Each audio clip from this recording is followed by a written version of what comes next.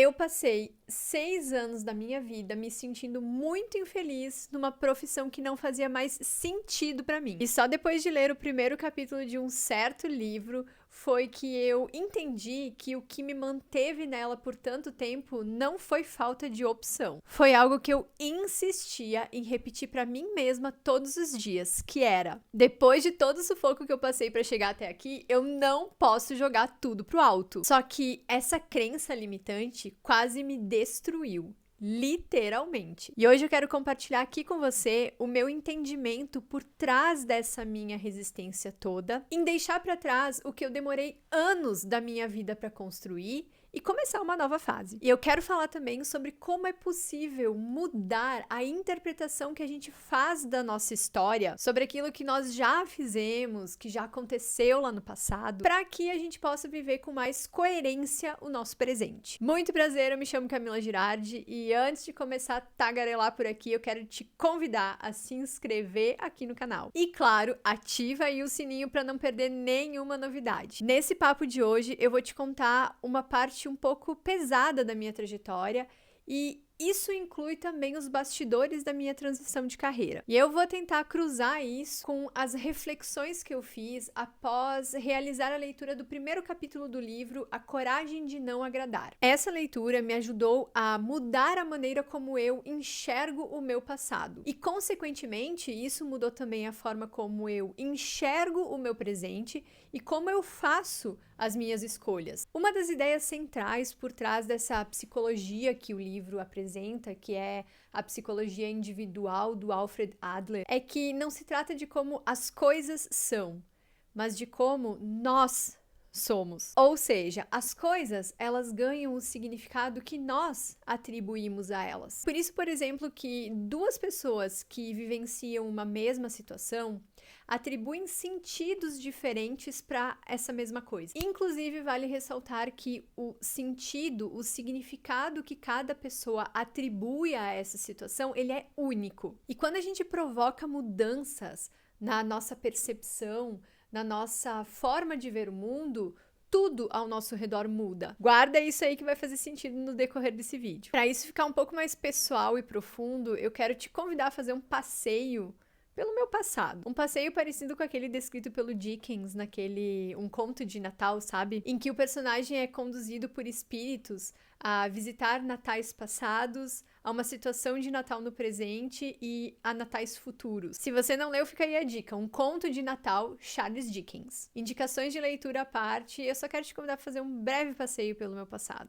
Topa? Então continua aqui comigo. Na graduação, eu me formei em letras porque eu tinha algumas afinidades com a área. Eu sempre gostei muito de ler, de escrever, de me comunicar. Naquela época, eu tive que fazer alguns esforços para poder estudar. Por exemplo, eu trabalhava em turno integral para poder pagar minha faculdade e estudava à noite. Só para você ter uma ideia do porquê que eu chamo isso de esforço, é que eu trabalhava em turno integral para o meu salário ir todinho no final do mês para a mensalidade da minha faculdade. E embora eu tivesse que me privar de várias coisas, eu sempre tive o amparo dos meus pais. Então eu nunca passei nenhum tipo de necessidade. Mas eu trabalhava para bancar os estudos, como a maioria das pessoas faz, e era isso. Depois de formada, eu demorei um tempo até conseguir uma escola regular para dar aula. E quando eu consegui, foram 2 escolas que me contrataram, mas graças a uma amiga que também era professora, que já era professora e que me indicou. Claro que eu me empolguei, eu me dediquei a estudar muito,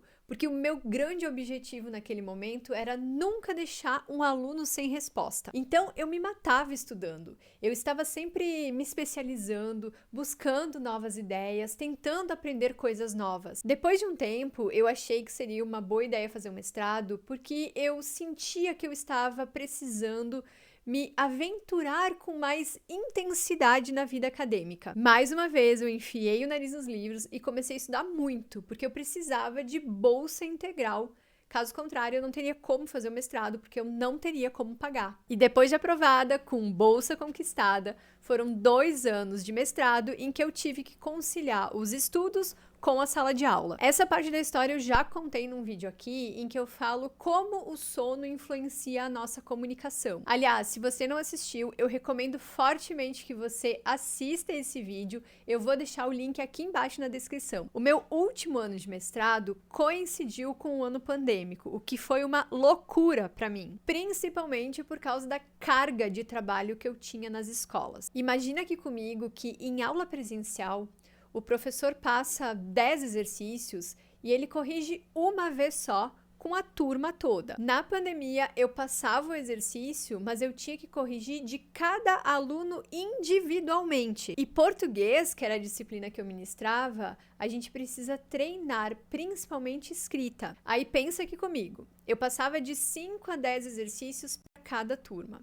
Eu tinha 7 turmas só na escola regular, fora o pré-vestibular e o preparatório para concursos. E cada turma tinha em média de 25 a 30 alunos. Calcula aí para você ter uma ideia quanta coisa que eu tinha para corrigir todo santo dia. Fora que eu tinha que preparar todas as aulas por escrito para postar no ambiente virtual. Adivinha só o que aconteceu com este ser humaninho que vos fala? Sim, eu saturei. Só que na época eu achei que eu tava só muito cansada. E é aqui que entra o primeiro ponto de reflexão que eu quero trazer para essa conversa. Eu vou começar lendo para você aqui uma citação da página 28. O eu não é determinado por nossas experiências, mas pelo sentido que damos a elas. Quando eu li essa frase, eu percebi que eu passei os 6 últimos anos da minha vida em uma situação profissional que estava me adoecendo, simplesmente porque eu não queria abrir mão de algo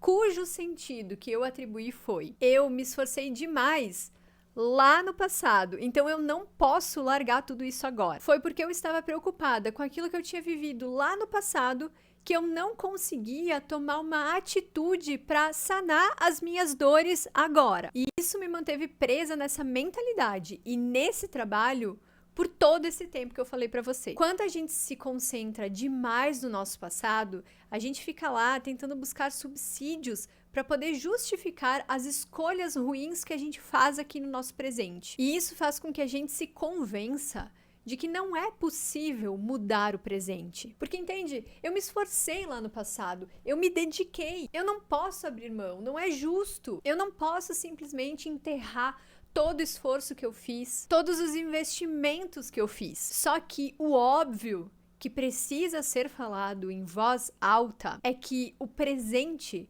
é a única coisa que a gente realmente pode mudar. É só mudando no aqui e agora, decidindo no aqui e agora, agindo no aqui e agora, que é possível provocar mudanças que vão impactar não só o aqui e agora, mas também o nosso futuro. Se você se identificou comigo porque já se pegou aí justificando uma escolha ruim só porque você já investiu demais nisso, então me deixa saber aqui nos comentários que eu não estou sozinha nessa. Aproveita e já deixa um like aqui também, porque hoje eu vou trazer muitas reflexões que me ajudaram muito e quem sabe, talvez, possam te ajudar aí também. Bom, então eu decidi abandonar essa importância toda que eu estava dando para o passado e tomei a decisão de fazer uma transição de carreira de professora para empreendedora. Só que essa demora na minha decisão me custou muito caro. Quer saber quanto? Eu vou te contar agora. 3 burnouts em 6 anos. Não, você não ouviu errado.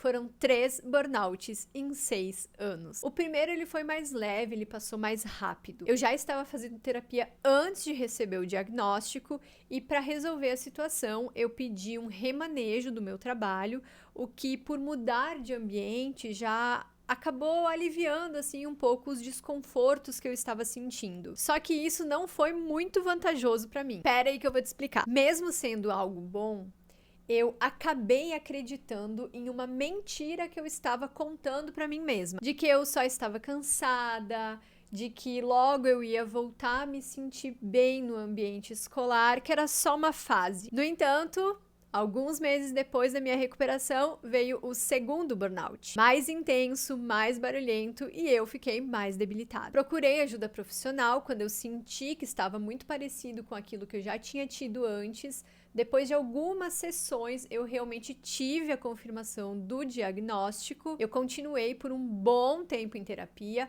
quase precisei de medicação, mas com a ajuda de um profissional e com o meu esforço, eu consegui lidar também com isso. Só que quando eu comecei a me sentir bem, eu justifiquei que aquilo, de novo, era uma fase e que tinha acontecido por causa de cansaço. Ou seja, eu fechei os olhos para uma realidade que eu não queria enxergar. Até que depois de um tempo as coisas começaram a ficar ainda mais complicadas. Eu iniciei novamente na terapia, só que dessa vez a terapia não foi o suficiente. E eu tive então que buscar ajuda psiquiátrica e foi aí que veio o terceiro diagnóstico. Só que esse terceiro veio com tudo, sem dó nem piedade. Foi então que eu percebi que eu precisava sair daquela situação, porque estava ficando difícil demais, estava difícil demais suportar, mesmo medicado. Não dava mais para eu continuar negando os fatos, então eu reuni toda a coragem que eu ainda tinha e decidi mudar a minha realidade. Então, eu me exonerei e comecei uma nova fase de descobertas. Eu já estava flertando,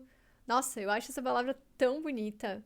Eu tava só esperando o momento certo de usar e olha só, apareceu aqui a oportunidade. Como eu estava dizendo, eu já estava flertando com algumas áreas pelas quais eu nutria determinado interesse antes mesmo de pedir a minha exoneração. Essas áreas que eu comecei a estudar, elas me ajudavam não só a entender a mim mesma, entender o que acontecia comigo, como também me ajudavam a ter atitudes que me possibilitassem uma mudança. Então eu fiz 2 pós-graduações, uma em neurociência, comunicação e comportamento humano e outra em neurociência, psicologia positiva e mindfulness, e elas simplesmente me fizeram descobrir um mundo onde eu realmente queria estar. Num primeiro momento, eu optei por me aprofundar mais na questão da comunicação, o que consequentemente me fez perceber que o que eu mais gostava em comunicação estava justamente relacionada a 2 áreas da neurociência,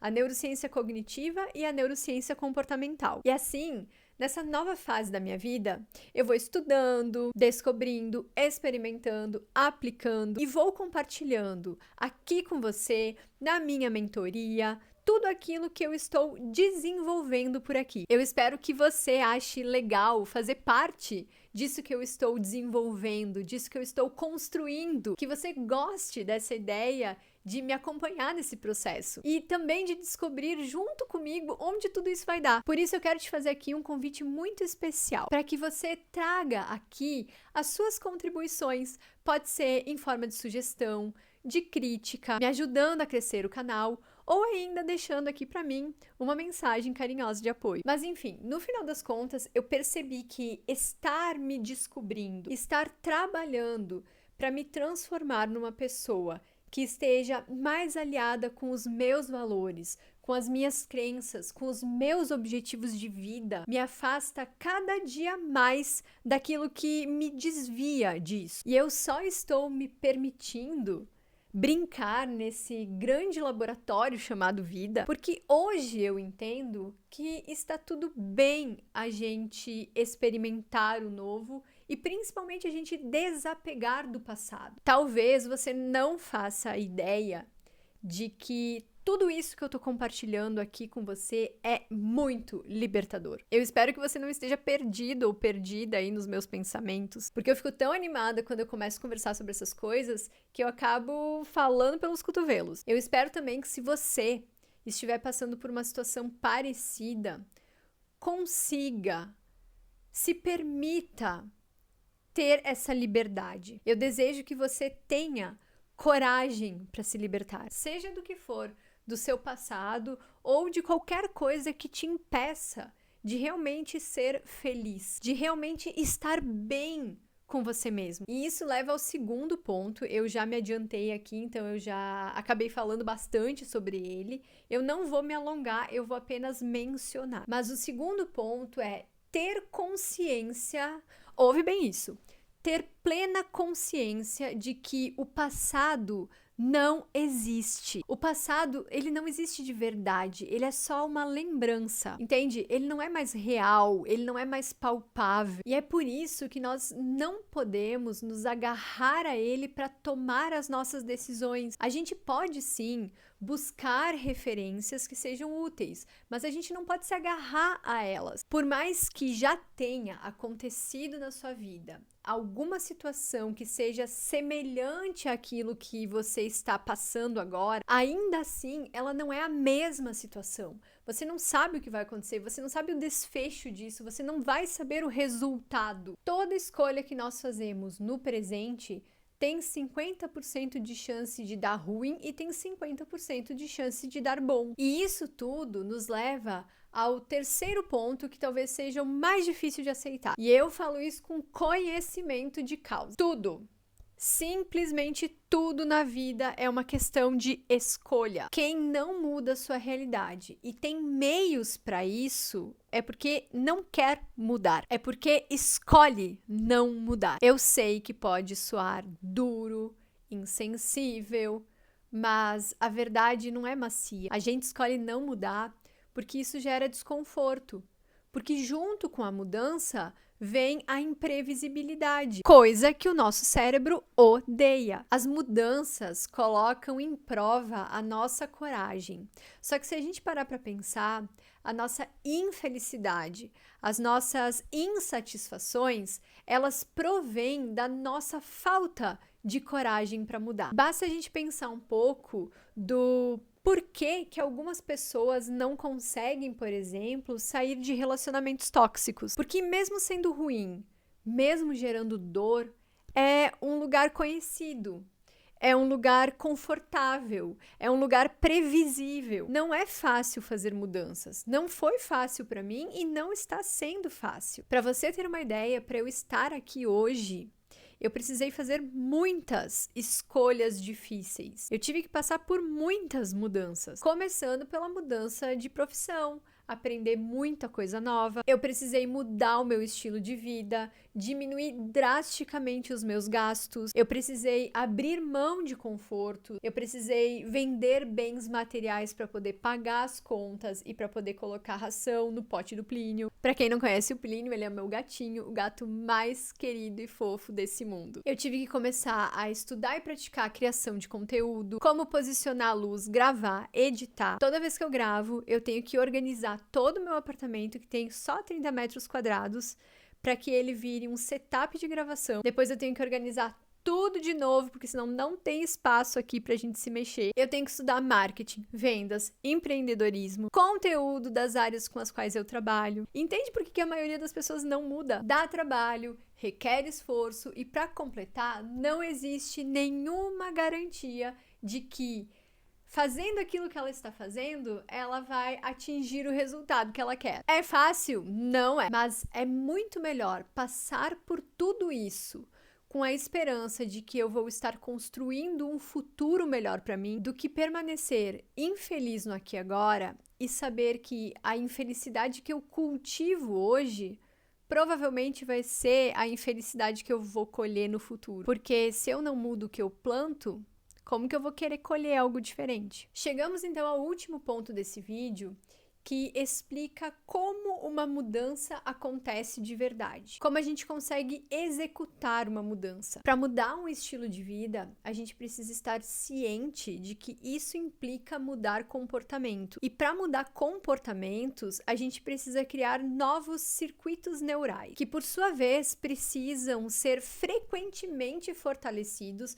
para que os velhos circuitos neurais percam a sua força. Para fortalecer novos circuitos neurais, a gente precisa repetir comportamento. Ou seja, a gente tem que repetir o comportamento que seja coerente com o que a gente quer. Por exemplo, repetir o ato de estudar um pouco todo dia me permite reforçar, me permite fortalecer esse comportamento. Outro exemplo, repetir o ato de treinar todos os dias vai fazer com que eu reforce esse comportamento. Cada repetição de um comportamento novo que você faz você acaba enfraquecendo o comportamento antigo e enfraquecendo também o circuito neural por trás desse comportamento antigo. Isso quer dizer que você alimenta um pouquinho por dia o comportamento novo e enfraquece assim um pouquinho por dia o comportamento velho. E é aquela coisa, se você se dedicar todo dia 1% a reforçar um novo comportamento, quando você chegar no final de um ano, você vai ter se dedicado 365%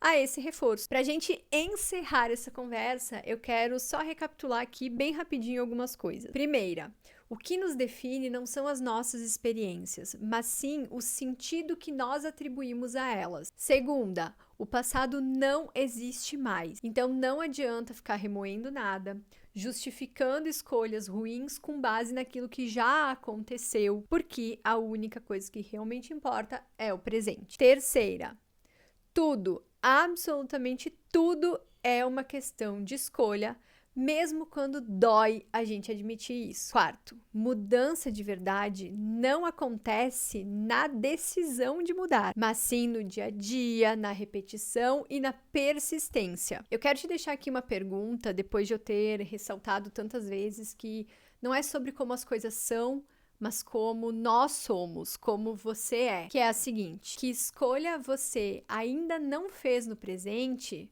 porque você acha que já desperdiçou muito tempo, muito dinheiro, muita energia lá no passado. Fica aqui o meu convite para você refletir sobre isso e o meu desafio para você começar a pensar de que forma você pode mudar o seu presente para começar a construir agora mesmo a vida que você quer. Se esse vídeo fez sentido para você, deixa aqui o seu like, porque isso ajuda demais o canal a crescer e ao YouTube entregar esse vídeo para mais pessoas. Deixa um tamo junto lá nos comentários para eu saber que você ficou me acompanhando até aqui. Se você quiser me acompanhar nas redes sociais, eu vou deixar os links aqui embaixo na descrição. Será um prazer te receber por lá também. E se quiser compartilhar esse vídeo, deixar um comentário, uma sugestão, sinta-se em casa. Beijoca, te vejo no próximo vídeo.